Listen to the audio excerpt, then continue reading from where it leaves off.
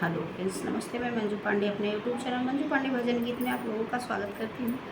एक सोहर गीत लेके आई हूँ। आप लोगों को कैसा लगेगा प्यारा प्यारा कमेंट करके बताना। चैनल नया है तो सब्सक्राइब करना, वीडियो को लाइक करना, शेयर करना और वीडियो को फुल वॉच करके देखिएगा। हमें इस गाने पर अपना पूरा आशीर्वाद भर भर के दीजिएगा।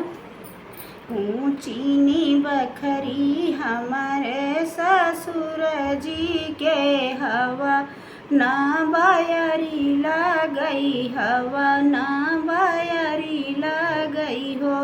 ऊँची बखरी हमरे ससुर जी के हवा ना बायारी लगई, हवा ना बायारी लगई हो।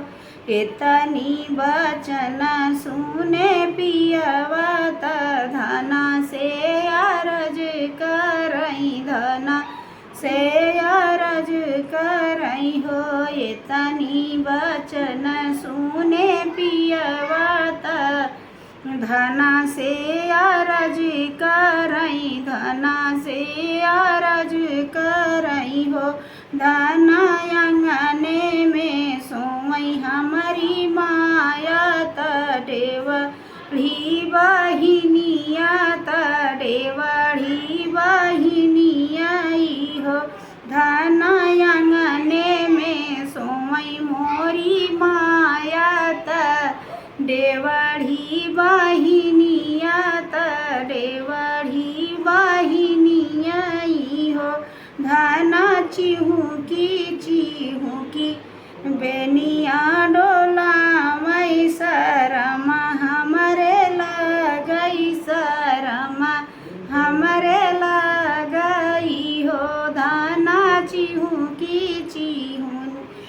बेनिया डोला मई शरमा हमरे लगई, शरमा हमरे लगई हो। इतनी बचन सुनी धनिया न नयना ललित भाए, नयना ललित भाए हो। इतनी बचन सुनी धना नयना ललित भाए, नयना ललित भाए हो।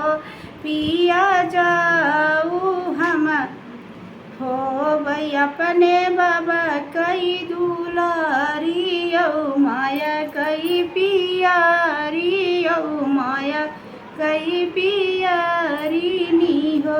पिया जाऊ हम हो भई अपने बाबा कई दुलारी औ माया कई पियारी, औ माया कई पियारी नी हो।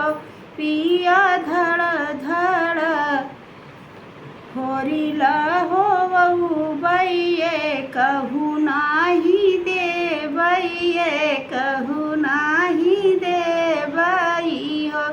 पिया धड़ धड़ होरिला हो बैये कहू नाही दे बैये, कहू नाही दे बई हो।